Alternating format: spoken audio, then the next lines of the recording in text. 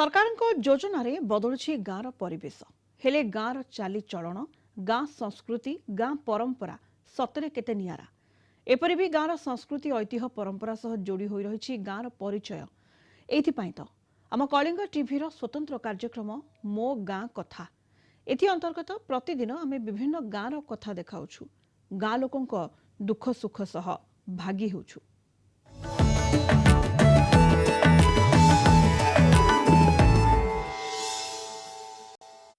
भद्रक जिला तिहिड़ी ब्लॉकर तालपदा पंचायतर तालपदा गाँ स्वर्गत लक्ष्मीकांत महापात्र जन्ममाटी होइथिबारु एही गाँर बेस सुनाम रही। गाँव बाहरी बहु स्वाधीनता संग्रामी किंबदंती रे भरपूर एही गाँ। मात्र गाँटी जेतिकी परिचित सेतिकी अवहेलित। गाँर विकास पछेई जाइथिबा अभियोग हुए। आज मो गाँ कथारे आसंतु देखिबा तालपदा गाँर कथा। भद्रक जिला तिहिड़ी ब्लॉक तालपदा पंचायतर ये हेउछि तालपदा गाँ।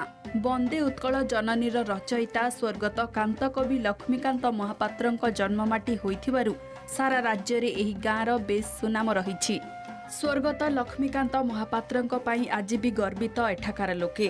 आज भी गाँव रे देखिबाकु मिले सेही बौल गछ जेउठी बसी कविता गीत साहित्य लेखुथिले स्वर्गत लक्ष्मीकांत महापात्र।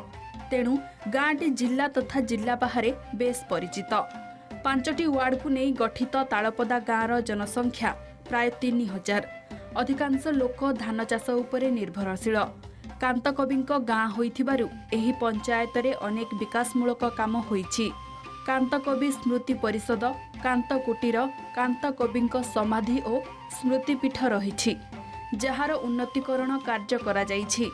मिशन शक्ति रे स्वावलंबी होई पारिछंती गाँर महिला।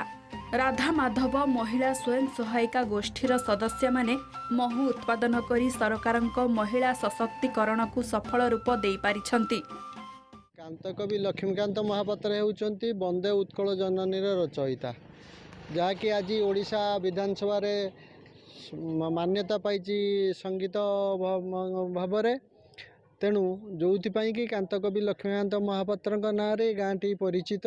तांकर जन्मस्थान बहु ऐतिह्य परंपरा एठी अनुष्ठान मध्य अच्छी। कांत स्मृति परिषद कतर आरंभ करी गोपीनाथ जीव लक्ष्मी मंदिर बहु कथा एठी आपण माने देखिबे। ए परिवेश भी एक सुंदर परिवेश जोठी कांतकवि लक्ष्मीकांत महापात्र लेखनी चालन करथुले। से आज भी से बौल गछ अच्छी। बहुत निजको बहुत आम गर्वित। तो बासस्थान से तो करेंगे बोली कहीकि जाइछंती। सेटा भी हम म्यूजियम हम लाइब्रेरी हल हम सब कहीकि जाइछंती। सेटा तो अच्छी आमर देइछंती सब लेखिकी से गुड़ाक रही भी लाइट ये साउंड फाउंड एमती सब हवाई तो सब देइछंती। आमे प्रथमे 10टा बाक्स बसैकी कलु कर सारा पर किछिटा लाभ पाइलु। तापरे अधिका बढ़ेलु। वर्षक आमर 2.5 क्विंटाल भली आमर एबे इनकम ये महू बाहर सेलिंग तो होची। आमर भद्राणी रे पड़ीथला आम स्टॉल पड़ीथला सेठी सेल होतला। एमिटी आमर एपटे लोक भी जानी नउचंती। तालपदा गाँटी परिचित आ गौरवान्वित एइथि पई जे कांतकविंकर जन्ममाटी बोली तालपदा पंचायतटी आमर अति ओडिशा रे सारा ओडिशा रे कोन सारा भारत वर्ष रे कहली अत्युक्ति होबनी।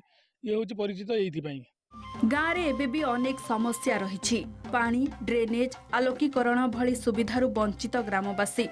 पंचायतर विभिन्न गाँ को पाइप संजोग होइछि। हेले किछि मास हब पाइप गुड़िक फाटी जाइथिबारु सठिक भावे पानी मिलु नथिबा अभियोग करिसंती ग्रामवासी। सबुठारु गुरुत्वपूर्ण कथा हैला पंचायत कार्यालय नथिबारु 15 वर्ष हैला स्थानीय राजीव गांधी सेवा केन्द्र रे चालिछि ऑफिस। स्वर्गत कांतकवि लक्ष्मीकांत महापात्रंक स्मृति परिषद, समाधि और स्मृतिपीठ को वर्ष को थरे सफा करा जाउछि। आउ वर्ष तमाम अवहेलित अवस्था रे रहुथिबारु जणे केयर टेकर र जरूरी थिबा कहिसंती अंचलवासी। से भंगा घर को खाली चून लगे कि भी घर करके कर देले। तापर लाइट अच्छे लाइट जलू ना। कांतकवि घर अच्छी किंतु परिष्कार परिच्छन्न गोटे ये केयर टेकर निहाती आवश्यकता अच्छी। तालपदार आलोकरण है ना कहले चले। किंतु पाइप पानी जा नामक मात्र देखे हम तालपदा मार्केट उपरे पानी टांकी कौन गाँव को पानी जाए ना। पाइप पानी होची आमर ब्लॉक रो पैसा काटिकी रखुचंदी କିନ୍ତୁ ଗୋଟେ ସରପଞ୍ଚ ଚାହିଁଲେ ଗୋଟେ ଜଣଙ୍କର ଟ୍ୟୁବଲ୍ ଖରାପ ହେଇଛି କି ମୁଁ ଯାଇକି ଗୋଟେ ବନେଇବି କି ହଠାତ୍ ତାହା ବି ମୁଁ କରିପାରୁନି କିନ୍ତୁ ଆମ କତିରୁ ସରପଞ୍ଚ ପାୱାର ସବୁ ଛଡ଼େଇ ନେଇଯାଉଛି। ମୋର ଏବେ ନିହାତି ଗୋଟେ ଦରକାର ପଞ୍ଚାୟତ ଅଫିସ୍ ଘର କେମିତି ମଉସା ମାଉସୀଙ୍କୁ ଏ ଖରାର ରାସ୍ତା ଉପରେ ଠିଆ କରେଇକି ତାଙ୍କୁ ଭତ୍ତା ଦେବା ସମ୍ଭବ ନୁହେଁ। ପଞ୍ଚାୟତ ଅଫିସଟେ ହେଲେ ତାଙ୍କୁ ବସେଇକି ଭତ୍ତାଟେ ଦେଇପାରିବି କି ତାଙ୍କ ମୁହଁର ହସଟେ ଫୁଟିବ। ତେବେ ଗ୍ରାମବାସୀଙ୍କ ସମସ୍ୟାର ସମାଧାନ ନେଇ ତିହିଡି ବିଡିଓ କ'ଣ କହୁଛନ୍ତି ଆସନ୍ତୁ ଶୁଣିବା। जहाँ जहाँ विकासमूलक कार्य ये पंचायत बा तालपदा गाँव में करा कथा तुरंत से कार्य करने को साधारण दाबी होइछि। तिहिड़ ब्लॉक तालपदा गाँव देवाशीष पाढ़ी कलिंग टीवी। तेबे ग्रामवासीଙ୍କ ସମସ୍ୟାର ସମାଧାନ ନେଇ ତିହିଡି ବିଡିଓ କ'ଣ କହୁଛନ୍ତି ଆସନ୍ତୁ ଶୁଣିବା। ଆପଣଙ୍କ ସରପଞ୍ଚଙ୍କୁ ବାରମ୍ବାର ମୁଁ ଜଏନ୍ କଲା ଦିନଠୁ କହିଲିଣି ଗୋଟେ ପ୍ରପୋଜାଲ ଲେଖିକି ଦିଅ ଆମର ଜିପି ଅଫିସ ପାଇଁ ଯେ ଆଜି ପର୍ଯ୍ୟନ୍ତ ପ୍ରପୋଜାଲ ଦେଇ ପାରୁନାହାନ୍ତି। ପ୍ରପୋଜାଲଟା ଲେଖିକି ଦେଲେ ଜାଗା ସିଲେକ୍ଟ କରିକି ଦେଲେ ଆମେ ତ ପଠେଇବୁ ଗଭର୍ଣ୍ଣମେଣ୍ଟକୁ। ଗଭର୍ଣ୍ଣମେଣ୍ଟ ତ କହୁଛି ତମେ ଜାଗା ଦିଅ ଆମେ ପଇସା ଦେବୁ। ଆଉ ସେ ତ କିଛି ପ୍ରପୋଜାଲ ଆସୁନି ଆମେ କ'ଣ କରିବୁ? କିଏ ସହଯୋଗ କରୁନି ତାଙ୍କୁ ଧରିକି ନେଇକି ଆସନ୍ତୁ ମୋ ପାଖକୁ। ଯଦି ସହଯୋଗ ତାକୁ କୁହାଇ ନଥିବ କହିବ ତାହେଲେ ମୁଁ ଏଠି ରେଜିଗ୍ନେସନ ଦେଇ ପଳେଇବି। ଏଠି ଜିପି ଅଫିସ ନାହିଁ ଆଲୋକୀକରଣ କ'ଣ କରିବୁ? ସବୁ ପଞ୍ଚାୟତ ତ ଆଲୋକୀକରଣ ହେଇନି ଏପର୍ଯ୍ୟନ୍ତ। ଯେତେବେଳେ ହେବା ଆସିବ ଆଲୋକୀକରଣ ପାଇଁ ସେତେବେଳେ କରାଯିବ।